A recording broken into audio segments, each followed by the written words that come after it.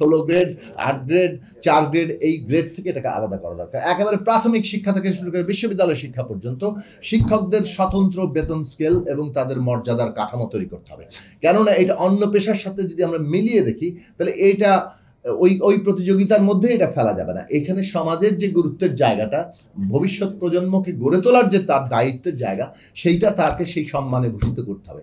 এবং ওই কারণেই দরকার যে সবচেয়ে মেধাবীরাই অথবা বলা চলে যে সবচেয়ে সক্ষম মানুষরাই যারা শিক্ষকতা করতে পারেন, শিক্ষা দিতে পারবেন, সেই মানুষজনকে যদি আপনি শিক্ষকতা পেশায় আনতে চান তাহলে আপনাকে ওই জায়গাটা তৈরি করতে হবে। যে সমাজে শিক্ষকের মর্যাদা নেই সেই সমাজে শিক্ষা দাঁড়াবে না এবং তার ভবিষ্যৎ অন্ধকার। মোটামুটি পরিষ্কার একটা মানে কি বলে সরলীকৃত সিদ্ধান্ত টানা যায়। কাজেই আমাদের কাছে অন্যতম গুরুত্বপূর্ণ জিনিস হচ্ছে যে শিক্ষকদের তাদের মর্যাদা এবং তাদের বেতনের জায়গা ঠিক করা।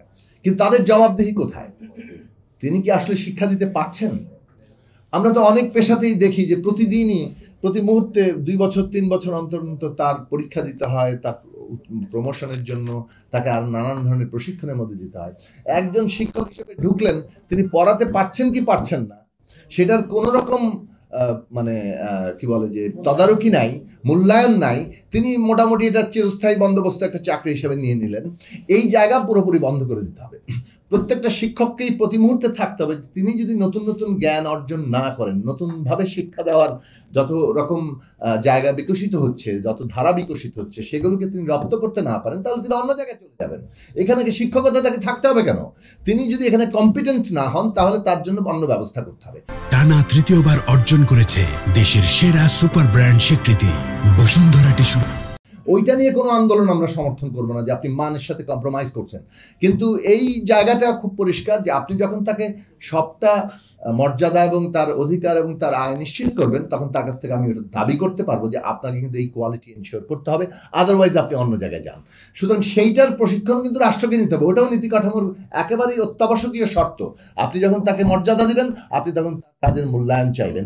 এই দুইটো জিনিসকে একসাথে করে আমার বাজেট পরিকল্পনা করতে হবে। তার সাথে অবকাঠামো, নানান ধরনের তথ্য প্রযুক্তিগত সব ধরনের আধুনিক ব্যবস্থাবলী, এইগুলো এটা অবকাঠামোগত প্রশ্ন। এই 3টা প্রশ্ন একেবারেই গুরুত্বের সাথে যদি আমরা নেই, বাংলাদেশের দ্বাদশ শ্রেণী পর্যন্ত শিক্ষা দেওয়া এটা খুব বিরাট বৈপ্লবিক এখন আর মানে দাবি নয়, যদিও বিপ্লবী সমাজগুলোই এই ধরনের কাজে অগ্রাধিকার দিয়ে প্রথমে এটার উদাহরণ সৃষ্টি করেছে।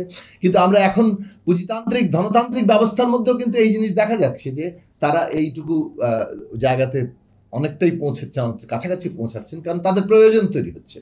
সেই যে সমাজের মধ্যে যে উপযোগিতা কিংবা প্রয়োজনীয়তা সৃষ্টি হওয়া সেটাকে মিট আপ করার জন্য তাদের হচ্ছে। কাজে আমাদের এই জায়গাটা খুব গুরুত্বপূর্ণ। তারপরে আসে উচ্চশিক্ষার জায়গা। উচ্চশিক্ষা সবাই যাবেন এরকম কোনো ধারণা কোনো সমাজেই আসলে ওইভাবে প্রতিষ্ঠা